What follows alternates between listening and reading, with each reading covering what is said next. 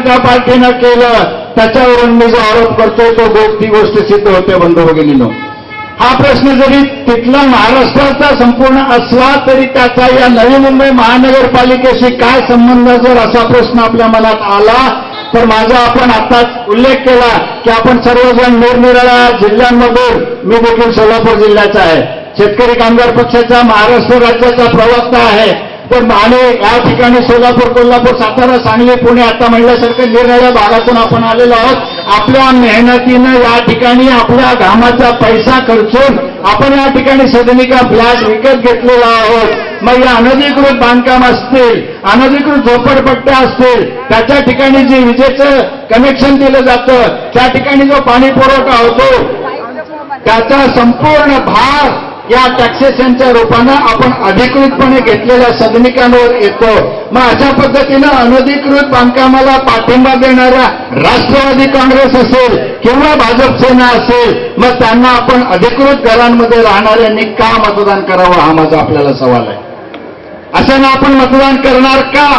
अशा विरुद्ध आवाज उठवणारा, सामान्यांच्या प्रश्नांसाठी सामान्यावर अन्याय होत असेल तर त्या ठिकाणी धावून जाणारा शेतकरी कामगार पक्ष या ठिकाणी आता सचिनने सांगितलं की ज्या ठिकाणी या जिल्ह्याचा नवी मुंबईची हद्द संपते तिथे पनवेल तालुक्याची हद्द सुरू होते. त्या पनवेल तालुक्यात या ठिकाणी आम्ही निरनिराळे या समस्यांना वाचा फोडणारे, या समस्या सोडवण्यासाठी रस्त्यावर येऊन आंदोलन करणारा असा शेतकरी कामगार पक्ष तुमच्या मदतीला या ठिकाणी नवी मुंबईमध्ये धावून आलेला आहे. त्या ठिकाणी भरत जाधव सारख्या, कविता जाधव सारख्या लोकांना या ठिकाणी पक्षानं उमेदवारी दिलेली आहे.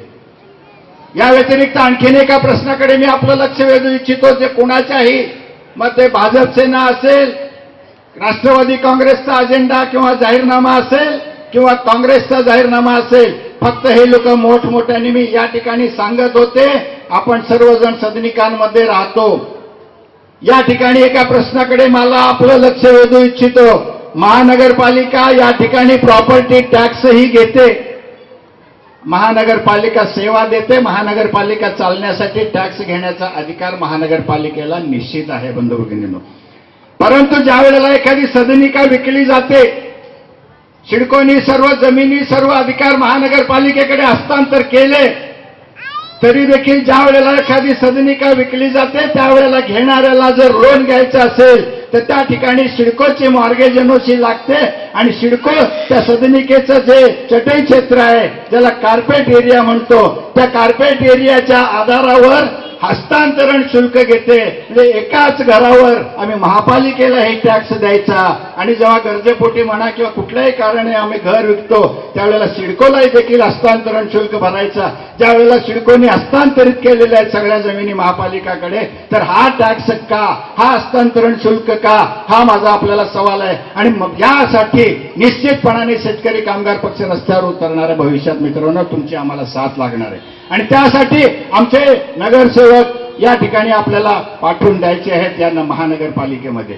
त्या ठिकाणी आवाज उठवायचा आहे, त्या ठिकाणी सत्ताधाऱ्यांना ठराव करायला भाग पाडायचा आहे, त्या ठिकाणी सिडकोचं हस्तांतरण शुल्क बंद झालं पाहिजे असा ठराव करून तो महाराष्ट्र शासनाकडे पाठवण्याचं काम जर नगरसेवकांनी केलं तर तिथे आमचे 2 असतील किंवा 3 असतील, जे काही आमचे आमदार आहेत ते लोक शासनाचे भांडवल हा निश्चितपणानं या टॅक्स कमी करण्याचे, कारण जनतेची सत्य बाजू, मगाची चमचम बारचा, डान्स बारचा उल्लेख झाला, अशा पद्धतीनं जर जोरदारपणानं आणि जनतेवर अन्यायकारक वाटणारा एखादा विषय मांडला तर शासनाला नमतं घ्यावं लागतं. हे या सांगण्यासाठी कोणा ज्योतिषाची या ठिकाणी गरज लागणार नाही.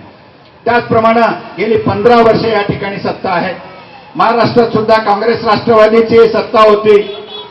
इथं सर्व असणारे त्या ठिकाणी सरकारमध्ये मंत्री होते आणि काँग्रेस मोठमोठ्यानं ढोल बडवून सांगते की आम्ही डीम कन्व्हेन्सचा कायदा आणला म्हणून सोसायट्यांच्या जागांचं हस्तांतरण होऊ लागलं. परंतु या ठिकाणी स्वतः आपण आपल्या मनाला विचारा की एका तरी भूखंडाचं हस्तांतरण सिडकोनी अद्यापपर्यंत सोसायटीच्या नावाने केलंय का? तत्पूर्वी ज्या वेळेला आपण या डीम कन्व्हेन्सचा अर्ज करतो, जॉईंट रजिस्ट्रार कडून ऑर्डर घेतो आणि ते डॉक्युमेंट रजिस्ट्रेशनला जातो, त्यावेळेला मुद्रांक शुल्कवाले सांगतात या ठिकाणी ट्रायपार्टिएट अग्रीमेंटचं स्टॅम्प ड्युटी भरलेली नाहीये, ती तुम्हाला भरावी लागेल, मगच डॉक्युमेंट रजिस्टर होतं. आणि ती स्टॅम्प ड्युटी मित्रांनो लाखो रुपयांमध्ये येते. म्हणजे डीम कन्व्हेन्सचा कायदा तुमच्या माझ्यासारख्या सामान्य माणसासाठी नसून विकासकांनी जी स्टॅम्प ड्युटी 5-10 वर्षापूर्वी बुडवलेली आहे ती वसूल करण्याची मोहीम या शासनानं लागू केलेली होती. आणि तुम्हाला सांगायला अभिमान वाटेल, या ठिकाणी हे लाखो रुपयाची स्टॅम्प ड्युटी यायची, मग लोक सांगायचे आम्हाला भीक नको पण कुत्रा आवर, ती कन्व्हेन्स नाही झालं तरी चालेल, पण हे लाखो रुपये विकासकांनी बिल्डरांनी बुडवलेली स्टॅम्प ड्युटी आम्ही का भरायची, म्हणून ती कामं अर्धवट सोडत होते. परंतु मी देखील पनवेल उरण तालुका हाऊसिंग फेडरेशनचा अध्यक्ष आहे. शेतकरी कामगार पक्षाच्या माध्यमातून शासनाला पत्रव्यवहार केला. मग या ठिकाणी विकासकांनी बुडवलेली स्टॅम्प ड्युटी फ्लॅट धारकांनी का भरायची असा प्रश्न विचारला. हाऊसिंग डिपार्टमेंटला प्रश्न लिहिले, पत्र लिहिलं, मुख्यमंत्री पृथ्वीराज चव्हाणांना पत्र लिहिलं आणि जाता जाता म्हणजे विधानसभा डिक्लेअर व्हायच्या आधी शासनाने तो निर्णय मागे घेतला. आणि मला सांगायला या ठिकाणी अभिमान वाटतो की अशा पद्धतीच्या निरनिराळ्या या समस्या नवी मुंबई महानगरपालिका हद्दीत आहेत. त्या समस्या जर सोडवायच्या असतील तर येणाऱ्या 22 तारखेला शेतकरी कामगार पक्षाचे या भागातील 4ही उमेदवार आहेत. या 4ही उमेदवारांची निशाणी बॅट आहे. त्या बॅट समोरील बटन दाबून आपण सर्वांनी प्रचंड भरघोस मताने विजयी करावं एवढीच विनंती मी या ठिकाणी करतो आणि थांबतो. जय हिंद, जय महाराष्ट्र.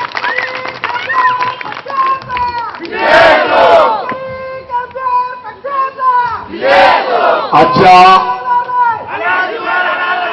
आपल्या 4ही उमेदवाराच्या प्रचाराकरिता उपस्थित झालेले आपले आदरणीय नेते आमदार विवेक पाटील साहेब, त्याचबरोबर म्हात्रे साहेब, सर्व उमेदवार, उपस्थित बंधू भगिनींनो, वेळ भरपूर झालेला मी जास्त बोलणार नाहीये. बऱ्याच गोष्टी आपण चर्चेमध्ये केलेल्या आहेत, त्याचा उहापोह. फक्त मी आवर्जून सांगेन की तुमच्या सर्व ताकदीचा धसका या विरोधकांनी एवढ्या जोरात घेतलेला आहे की मला वाटतं सर्व पक्षाचा प्रत्येक एक दिवशी नेता कोण ना कोण येतो आणि इथून हजेरी लावून जातो. आता किती लोक भेटतात आणि किती लोक ऐकतात हा त्यांचा लोकप्रियतेचा भाग आहे. पाटील साहेबांनी मला सांगताना आश्चर्य वाटेल, साहेब आमचे खासदार, माझे खासदार साहेब तर सोसायट्यांमध्ये जाऊन मिटिंग घेतात, विशेष म्हणजे सोसायट्यांमध्ये, म्हणजे 10 माणसं किंवा 12 माणसं असो, अशी परिस्थिती आली. ही परिस्थिती का आली त्याचं आकलन केलं पाहिजे. एखादा चांगला काम करणारा माणूस आपल्यापासून दूर जातो तर तोही विचार केला पाहिजे. आम्हाला काल इथं उपाधी देण्यात आली, उरले ते मावळे आणि गेले ते कावळे. भरत जाधव ज्यावेळेस एकता होता आणि भाजपचा होता त्यावेळेसही तो तुमचा मावळा होता. नंतर राष्ट्रवादीत गेला तेव्हाही तो तुमचाच मावळा राहिलेला आहे. आणि आज शेकापत असेल तरी तो तुमचाच मावळा हे तुम्ही लोकांनी सिद्ध करून दाखवलं.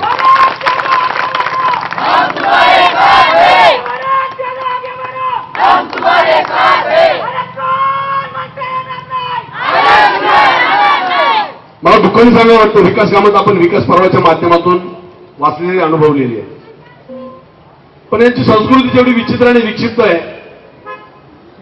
चांगल्या कामाला तर विरोध करायचा, पण किमान विरोध करणाऱ्या माणसाला तर तुम्ही थांबवा. त्याला तर थांबवायचं नाही, वरून त्याला तिकीट द्यायची आणि त्यांना पाठबळ द्यायचं. म्हणजे याचा अर्थ आजपर्यंत झालेल्या त्रासामध्ये यांचं पण योगदान होतं की काय. तुम्हाला अतिशय प्रामाणिकपणे सांगतो, कदाचित आपण शेतकरी कामगार पक्षामध्ये नसतो तर तुम्हाला सांगतो इथं आपल्याला कामही करू दिलं नसतं आणि जगू दिलं नसतं. अशी परिस्थिती माझ्यावर असते. सभा घेऊ दिली नसती, फिरवू दिलं नसतं. राष्ट्रवादीत असताना दर 4 दिवसाला 8 दिवसाला काही ना काही त्रास द्यायच्या, कार्यकर्त्यांना मारहाण, मला शिवीगाळ, बऱ्याच गोष्टी. परंतु ज्या दिवशी शेकापमध्ये प्रवेश केला,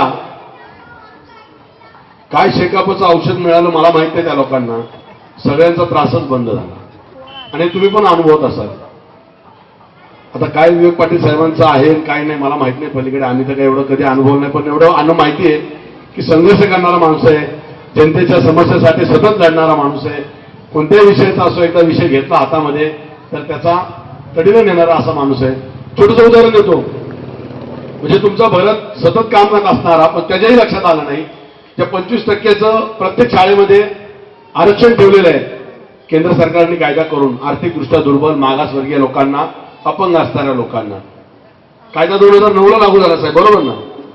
म्हणजे 2009ला कायदा झाला, 11 लागू झाला, 4-5 वर्षापासून कायदा आहे. कधी आमच्याही लक्षात आलं नाही एवढं की त्याची अंमलबजावणी करावी. परंतु साहेबांनी नवी मुंबईत प्रवेश केल्यानंतर आपल्या इथंच कार्यालयामध्ये ते सेंटर चालू केलं 25% सवलतीच्या ऍडमिशनचं, फ्री एज्युकेशन RT ऍक्टचं. 5 वर्षानंतर मला अभिमानाने सांगावं वाटतं, काही का असणार साहेब, पण तुमच्यामुळे आमच्या नवी मुंबई महानगरपालिकेने दखल घेतली आणि जवळपास नवी मुंबई शहरामध्ये 8 ते 10 सेंटर सुरू केले. हे तुम्हाला अभिमानाने मला सांगावं वाटतंय.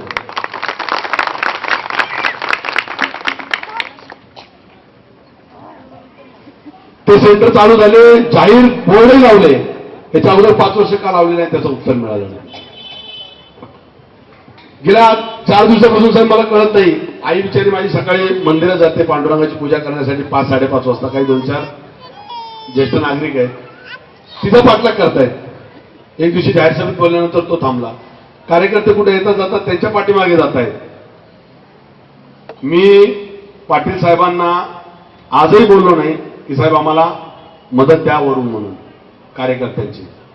कारण का, भांडी एकत्र आली की भांड्याला भांडं आदळतं आणि नंतर आवाज येतो. काळ्या काचाच्या गाड्या बंद करून बरीच लोक ऐकत असतील, त्यांनी थोडी काच खाली घ्यावी आणि त्यातून व्यवस्थित ऐकावं. स्पष्ट बोलतोय तो. एखादा माणूस शांत बसतो म्हणजे तो कमजोर नसतो. त्याच्यामुळं वातावरण अतिशय शांत आहे. शांत चित्तात निवडणूक होत आहेत. हे आमच्या मावल्या आहेत, आजपर्यंत त्यांना थांबून ठेवलं. आता अशा बदलून ह्या सुद्धा काढतील की तुम्हाला उलवा आणि कामोटा पनवेलची गरजच लागणार नाही. महिला शक्ती आगे बढ़ो, हम तुम्हारे साथ हैं. महिला शक्ती आगे बढ़ो, हम तुम्हारे साथ हैं. आणि पाटील साहेब आजपर्यंत जेवढे कार्यक्रम घेतले, एखादा नेता म्हणतो माणसं पाहिजे का, असं तुम्ही कधी विचारलं आणि मी पण तुम्हाला बोललो नाही साहेब माणसं द्या म्हणून. कारण की विरोधकांसारखी सुजलेली ताकद आपल्याला दाखवायची नाही, फुगलेला फुगा दाखवायचा नाहीये. गोवंडी चेंबरवरून भाड्याने माणसं आणायची, मोटरसायकल रॅलीसाठी कॉलेजची पोरं आणायची, आपली ताकद दाखवायची नाही. आपण विकास काम केलेलं आहे. मी तर एक व्यक्ती बोललो साहेब, तुम्हाला मी सांगतो, विरोधकांनी आपल्या या 28 सोसायट्यांपैकी 3 सोसायट्यामध्ये कमिट्यांना हाताशी धरलं, बाकी कोणत्या कमिट्या लागल्या नाही हाताशी. एक सोसायटी आहे, जाहीरपणे बोलतो, गायत्री सोसायटी, 2 कॅमेरे लावले. त्या सोसायटीतले सगळे कमिटीचे चांगले मेंबर आहेत. त्यातले 2-3 कमिटीतल्या मेंबरांनी थोडा आगाऊपणा केला. तर त्यातला एक कमिटी मेंबर म्हणला, साहेब आमच्या कमिटीवर मीटिंग घ्या. मला जी सोसायटी स्वतःचं हिमान विकत असेल कमिटी, त्या कमिटीवर मी बसणार नाही म्हटलं. नाही मतं मिळाली तरी हरकत नाही. त्याचा हात धरला साहेब, मंदिरात होता, ते काका आहेत आमच्या, काकाला म्हणलं विठ्ठलाच्या आणि पांडुरंगाच्या मूर्तीच्या हातावर विठ्ठल रुक्माईच्या हात ठेवून शपथ घेऊन सांगा की भरत जाधवने जर विकास नसेल केला, कविता जाधवने जर विकास नसेल केला तर बिलकुल त्यांना मतं देऊ नका. जर विकास केला असेल तरच मतं द्या. त्या काकांना सुद्धा, दादांना सुद्धा वाईट वाटलं. म्हणजे भरत आम्ही सर्व तुझ्या पाठीशी आहोत. अशी बरीच लोक आहेत. माझी विनंती आहे, 2 दिवसामध्ये फार मोठा प्रचंड पैशाचा पाऊस वाहणार आहे. इथं दारू मटणाच्या पार्ट्या रोज चाललेल्या त्या चालणार आहेत. तरुण कार्यकर्त्याला माझी विनंती, आपला प्रचार झाल्यानंतर आपण शांतपणे बसायचे. बाकी काही कार्यकर्ता सांगतात की पाठकाळ करा, कोण कुठं पैसे वाटते जाऊ द्या, पैसे जनतेचे, जनतेला गेले तरी काही फरक पडत नाही. जनता आपली सूद नाही. आणि यांच्या अशाच चुकामुळे लोकसभेलाही त्यांना मार बसलेला आहे, विधानसभेलाही फटका बसलेला आहे आणि येणाऱ्या महानगरपालिकेमध्ये सुद्धा त्यांची धुलाई होणार आहे. याच्यामध्ये त्रिवार सत्यता आहे, कसल्याही प्रकारची शंका नाही. आपण जाहीरनामा दिलेला आहे, पक्षाचा जाहीरनामा आला, त्याच्यानंतर सर्व पक्षाचे आले. आपल्या जाहीरनाम्यामध्ये आपण ठरवलेलं आहे, प्रत्येक वार्डामध्ये स्वतंत्र जनसंपर्क कार्यालय असेल. पूर्वीप्रमाणे सर्व कामावर आपण आपलं नियंत्रण करणार आहोत. त्याचबरोबर महानगरपालिकेची शाळा आहे, तिथं आपण पेपरलेस अतिशय ई-लर्निंग स्कूल चालू करणार आहोत. प्रत्येक विकास कामावर बारकाईने लक्ष देणार आहोत. पामबीच मार्गावर असणाऱ्या जंक्शनवर बनवणाऱ्या पुलापासून तर रस्ते, फुटपाथ, गटारच्या प्रत्येक कामापर्यंत, सिडको सोसायटीमध्ये PCC प्युअर ब्लॉक असो किंवा अन्य कोणती कामं असो, प्रत्येक कामासाठी आपण लक्ष देऊन काम करणार. ज्या पद्धतीने मागील 5 वर्षात आपण विकास काम केला तसंच यापुढेही विकास काम करणार आहोत. माझी आपल्या सर्वांच्या चरणी प्रार्थना आहे की आपण मतदानाच्या दिवशी स्वतः पहिलं मतदान करायचं आहे, आपल्या जवळच्या लोकांना मतदान करायला लावायचं आहे. आणि मला सांगायला नको, पोलीस रिपोर्ट आहे तुमच्या माहितीसाठी सांगतो, आपल्या 4 सीटपैकी 2 सीट दाखवलेल्या आहेत, प्लसमध्ये नाही, विनच दाखवलेल्या आहेत. उरलेल्या 4 सीट, उरलेल्या 2 सीट सुद्धा तुम्हाला सांगतो. आजची जी घटना आहे, येणाऱ्याच्या तिथं अतिशय निकटवर्ती एक NCP काँग्रेसचा उमेदवार आहे. आपण व्हॉट्सअपवर मेसेजवर TM भरत जाधव नावाने माझे SMS आहेत, 12,000 लोकांना मेसेज जातात. त्याच्यामध्ये माझं ते SMS सॉफ्टवेअर हॅक केलं. म्हणजे कॉम्प्युटरमध्ये असतात ना, आपण कसं म्हणतो एखाद्या लुटण्याचा प्रकार, तसं ते काय, त्या तंत्रज्ञानी असल्यामुळे जास्त शिकलेला माणूस कसा शैक्षणिक गुन्हेगार असतो त्यातून ते सिद्ध होतं. ते हॅक केलं आणि त्याच्यावरून माझ्या नावाने मेसेज टाकवला की बाबा तुम्ही म्हणजे तुमचं मत वेस्ट जाऊ देऊ नका, तुम्ही तुमचं मत सुशिक्षित आणि एज्युकेटेड माणसाला एनसीपीच्या जैन उद्धार यांना द्या आणि घड्याळ निशाणे समोरील बटन दाबून मत द्या, असं खोटा मेसेज टाकण्यात आला. मी त्याची तक्रारही पोलीस स्टेशनला दिली. आयुष्यात खरं काही करता आलं नाही. जेवढं खोटं जमता येईल तेवढं खोटं बोलायचं आणि रेटून काम करायचं. मला ते सहन होत नव्हतं. मी प्रत्येक वेळी ज्या ज्या गोष्टी माझ्या निदर्शनात त्या वेळेला गोष्टी मी जाहीरपणे नेत्याच्या कानावर टाकत आलो, पण त्याची दखल कधी झाली नाही. म्हणून शेवटी पक्ष सोडण्याचा निर्णय घेतला. पक्ष सोडल्यानंतर मला भाजप शिवसेना चांगले पर्याय होते. शेतकरी कामगार पक्षामध्ये का गेलो? कारण की विवेक पाटील साहेबांच्या बऱ्याच बातम्या आम्ही पेपरला ऐकायचो आणि मला असा पक्ष हवा होता इथं की त्या पक्षामध्ये गेल्यानंतर विरोधक आरोप करणार नाही की हा सत्तेसाठी आणि स्वतःचा मर्यादा खाण्यासाठी गेला म्हणून. जो गेलेलो आहे ते तुमच्या सेवेसाठी आणि आपल्या सर्वांच्या संरक्षणासाठी. सेवा तर करणारच आपण नेत्याच्या माध्यमातून, पक्षाच्या माध्यमातून, पण विवेक पाटील नावाचं वलय एवढं मोठं आहे की मला वाटत नाही की आपल्या नादी लागायची कोणाची ताकद होईल. पण याचा अर्थ असं नाही की आपणही कोणाच्या नादी लागायचं नाही. पोलिसांमध्ये आपली फार शांतता नाही, लोकप्रियता चांगली आहे, तीच आपली इमेज आपण टिकून ठेवायची. फक्त जनतेच्या हितासाठी म्हणूनच लढायचंय आणि त्यासाठीच आपल्याला मारायचंय. एवढीच माझी सर्वांच्या चरणी प्रार्थना आहे. चारही उमेदवार व्यासपीठावर आहेत. बटन आपल्याला दाबायचंय बॅट निशाणी समोरचं आणि चारही उमेदवाराला विजयी करायचं, एवढीच आपल्या सर्वांच्या चरणी प्रार्थना करतो आणि पाटील साहेबांना विनंती करतो की आपण मार्गदर्शन करावं.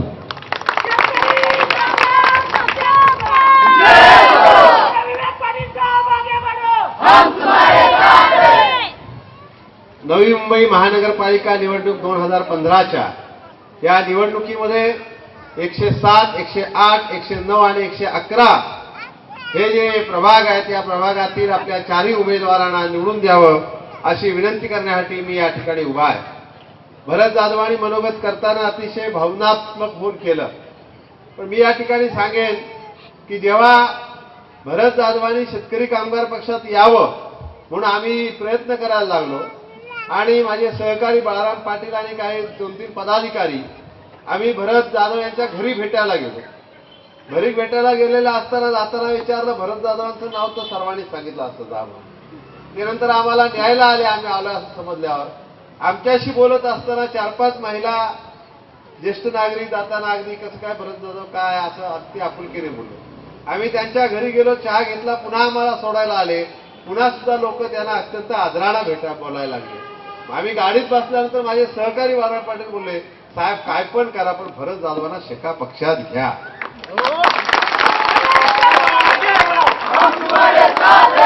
मला एवढी आपुलकी, रस्त्यावर आपण 2-4 मिनिटं चाललो तर जसं आपण पनवेलमध्ये चालताना लोक जी आपुलकी दाखवतात तीच आपुलकी भरत जाधवांना दाखवतात. त्याच्यामुळं भरत जाधव हे शेतकरी कामगार पक्षात आले तर शेतकरी कामगार पक्षाचा फायदा किती होईल माहित नाही, भरत जाधवांचा फायदा किती होईल तो माहित नाही, पण या विभागातल्या जनतेचा फायदा झाल्याशिवाय राहणार नाही अशा प्रकारची कॉमेंट माझ्या सहकार्यांची. आणि म्हणून या ठिकाणी आपल्याला सांगतोय की भरत जाधवांसारखा एक चांगला कार्यकर्त्याला बळ देणं हे शेतकरी कामगार पक्षाचं कर्तव्य आहे, काम आहे. आणि म्हणून ते स्वतः असतील, त्यांच्या सौभाग्यवती कविता जाधव असतील किंवा त्यांच्या मार्गदर्शनाखाली काम करणारे ओंकार जाधव असतील, अगर दीपक आवटे असतील, या चारही उमेदवारांना आपण बहुमताने विजयी केलं पाहिजे. कारण जे भरत जाधव काम करतात तेच ही बाकीचे 3 काम करणार किंवा त्यांच्यापेक्षा चांगलं काम करणार आहेत. आणि म्हणून चांगलं काम करणारेच नगरसेवक आपल्याला पाठवायचे आहेत. हा एकच विचार आपण डोळ्यासमोर ठेवून मतदान करावं अशी माझी आपल्याला विनंती. माझ्या एक ओळखीच्या या भागातल्या शिक्षिका आहेत, भरत जाधव ओळखत पण नव्हते त्यांना, म्हणजे त्यांनी त्या दिवशी ओळखले. त्यांना जेव्हा समजलं का भरत जाधव शेतकरी कामगार पक्षात आले, त्या मला भेटायला आल्या. मला साहेब तुमच्या आयुष्यात जेवढी काय चांगली कामं केली असाल त्याच्यातलं हे एक चांगलं काम आहे का भरत जाधवाला तुम्ही शेका पक्षात घेतलं. मी सांगितलं असं का बाबा, काय एवढं तुम्हाला का असं वाटते. त्याने मला सांगितलेली गोष्ट एवढी मनाला खरंच आनंद देणारी आहे का त्याने सांगितले, मी शाळेवर गेलेले होते, घरात माझी आई आजारी पडली, कोणीतरी त्या ठिकाणी जाऊन भरत जाधवांना कळवलं. मी घरात नव्हते, आमच्या घरात कोणी नव्हतं, एकटीच आई होती. त्या आईला स्वतः भरत जाधवांनी गाडीत टाकून दवाखान्यात नेले. 2-3 दिवस माझी आई दवाखान्यात होती. रोज येऊन भरत जाधव माझ्या आईची चौकशी करत होते. दुर्दैवानं 4-5व्या दिवशी माझी आई वारली. अगदी घरचा माणूस असल्यासारखं माझ्या आईचे संपूर्ण अंत्यसंस्काराची सारी मदत ही भरत जाधवाने केली. आणि हे सर्व करत असताना त्यांचा जो काही खर्च झाला त्याच्यातला 1 रुपया देखील माझ्याकडनं त्याने घेतला नाही. म्हणून अशा देव माणसाला तुम्ही शेतकरी कामगार पक्षात घेतलात, हे त्यांचे गुण जे आहेत. हे देव पण असं कुणा फुकटले येत नसतं. कुणाला दारू प्यायला पैसे देऊन तर निश्चित येत नसतो, कुणाला मटण खायला पैसे देऊन तर येत नसतं. आणि म्हणून या ठिकाणी अत्यंत चांगला लोकांच्या अनेकांनी सांगितलं. मी मध्यंतरी रॅलीला आलो होतो, मला ऑफिसच्या उद्घाटनाला आलो होतो. मी त्या ठिकाणी व्यासपीठावर बसलेला असताना एक माणूस आला. त्या भरत जाधवला भेटला, त्यांना अभिनंदन केलं, त्यांना शुभेच्छा दिल्या. त्याने सांगितलं, तुम्हाला काय लोकांना सांगायची गरज आहे, लोकच तुमचा प्रचार करतात, तुमच्यासारखा माणूसच कोणी नाही, त्याच्यामुळे तुम्हाला अशा रॅल्या विल्या काढायची गरज नाही. तुम्ही लोक निवडून आणून देणं, तुम्हाला नगरसेवक करणं हे तुमच्यासाठी नाही तर या विभागातल्या जनतेसाठी तुम्ही नगरसेवक होणं गरजेचं आहे. अशा प्रकारचं वक्तव्य त्याने त्या ठिकाणी केलं आणि मला निश्चितपणे त्या गोष्टीचा अभिमान वाटला. आणि म्हणून मित्र, अनेक काम आहेत. आता तनुजाने सांगितलं कविता मावशी आमची ते जे गाणं घेतलं, त्या गाण्यामध्ये तिने जे वर्णन केलेलं आहे ते वर्णन सुद्धा एक लहान मुलगी आपल्या मुखात एक चांगल्या प्रकारचं वर्णन करते. हे काय पैसे देऊन होत नाही हो. हे कोणी चांगला मोठा कलाकार आणला तर कदाचित काहीतरी रचून पासून बोलू शकतो, पण जे रोजचा अनुभव आहे, जे रोजची माहिती आहे, वार्डातले राहणारे लोक बोलतात, हे या ठिकाणी महत्वाचं आहे. म्हणून शेतकरी कामगार पक्षाच्या माध्यमातून शेतकरी कामगार पक्षाच्या विचाराप्रमाणे काम करणार. का आम्हाला महानगरपालिका लढवाशी वाटली, का आम्ही या ठिकाणी शेतकरी कामगार पक्ष म्हणून निवडणूक लढवायला आलो, तर ह्या विभागामध्ये राहणाऱ्या मग कोणी सत्ताधारी असतील, कोणी विरोधक असतील, त्यांनी सर्वसामान्य माणसाचं काम केलेलं नाही. भरत जाधवांची काम करण्याची पद्धती ही शेतकरी कामगार पक्षाच्या काम करण्याच्या पद्धतीला त्यांनी त्यांच्या राजकीय आयुष्याची सुरुवातच केली का या ठिकाणचं रेल्वे स्टेशन व्हावं आणि त्याचबरोबर डीईच्या शाळेमध्ये ऍडमिशन आपल्या या विभागातल्या विद्यार्थ्यांना मिळाली पाहिजे, पालकांना त्या ठिकाणी चांगली सोय झाली पाहिजे. आणि म्हणून दुसऱ्यांच्या मुलांना शाळेत प्रवेश मिळावा म्हणून स्वतः आंदोलन करून पोलीस केस घेणारा कार्यकर्ता फक्त शेका पक्षाचाच असू शकतो, अन्य कुणाचा आहे. आणि म्हणून भरत जाधवांचं आणि शेतकरी कामगार पक्षाचं काम करण्याची या ठिकाणची पद्धती ही निश्चितपणे एक आहे. आणि म्हणून आपल्या विद्यार्थ्यांना काम प्रवेश मिळाला पाहिजे, चांगल्या शाळेत प्रवेश मिळाला पाहिजे. पण चांगल्या शाळेत प्रवेश देत असताना तिथे असणारी फी, तिथनं असणारं डोनेशन हे एवढं जास्त असतं का सर्वसामान्य माणसाचा कंबरडा मोडून जातो. आणि म्हणून शेतकरी कामगार पक्ष आज घोषणा करतोय की महानगरपालिकेच्या शाळेमध्ये सुद्धा ज्या खाजगी शाळेत ज्या पद्धतीचं ज्या दर्जाचं शिक्षण मिळते, ज्या सुविधा त्या ठिकाणी मिळतात, त्या साऱ्या सुविधा महानगरपालिकेच्या शाळेतनं केल्याशिवाय आम्ही ठेवणार नाही. हा निर्धार आज या ठिकाणी शेतकरी कामगार पक्ष करतोय का ज्या ठिकाणी फुकट शिक्षण मिळणार आहे आणि तिकडे 1000-1200 रुपये फी द्यावी लागते. 2-3 मुलं असली घरात की झालं त्याचं पालकाचं अर्ध उत्पन्न त्या मुलांच्या फीवरच जाते. तर हे जर होणार नसेल तर ते करण्याची हिंमत आणि ताकद फक्त आणि फक्त शेतकरी कामगार पक्षात आहे, हे या ठिकाणी मी निश्चितपणे आपल्याला आवर्जून सांगत आहे. आणि त्या दृष्टिकोनातून असे अनेक विविध आहेत. सीसीटीव्हीचा उल्लेख माझे सहकारी या ठिकाणी सचिन ताडफळे यांनी केला. अनेक गोष्टी या ठिकाणी सांगण्यासारख्या आहेत. सार्वजनिक शौचालयाचा विषय आहे, आरोग्याचा विषय. आरोग्याच्या विषयामध्ये एक दवाखाना आहे, अर्धा विकलेला आहे आणि अर्धा चालवत आहे. तिथं जरी कारभार चांगला असला तरी विभागामध्ये दवाखाने होणे अत्यंत गरजेचे आहे. आणि त्या दृष्टिकोनातून शेतकरी कामगार पक्ष हा निश्चितपणे त्या मार्फत त्या पद्धतीनं काम करत राहिलेला आहे, करत राहणार आहे. आणि आपले उमेदवार ह्या विभागातले जे आहेत, भरत जाधव आहेत, कविता जाधव आहेत, दीपक आवटे आहेत, त्याच्यानंतर ओंकार जाधव आहेत, या चौघांची निशाणी जी आहे ही निशाणी बॅट आहे. आणि बॅट समोरील बटन दाबून या चौघांना निवडून देऊन आपली सेवा करण्याची त्यांना संधी द्यावी अशी विनंती करून आपली रजा घेतो. जय हिंद, जय महाराष्ट्र. पुढची सभा आहे साहेबांना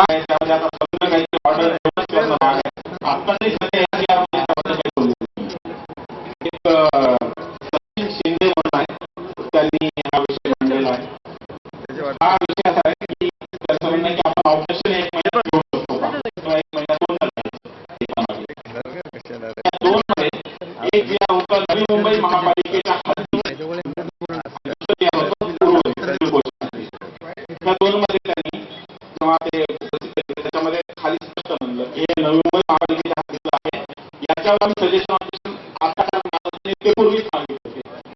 लक्षात असेल विधानसभा